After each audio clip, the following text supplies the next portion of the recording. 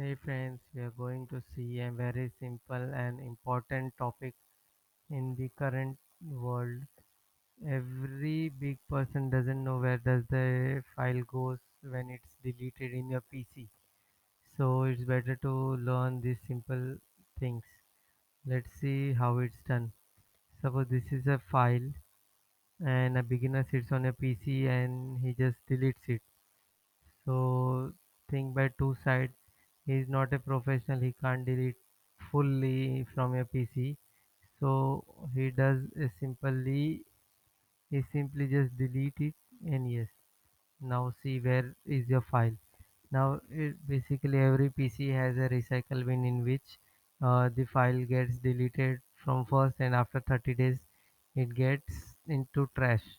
So if you don't see on your desktop a recycle bin icon, go to start and type over here recycle bin. You'll just see over here and you just open. So search for your file where it's done. Oh, see, the first image is the file that is being deleted. So what you have to do, right click over there and just restore it. So see, your file is back. So that's how it's done. Thank you.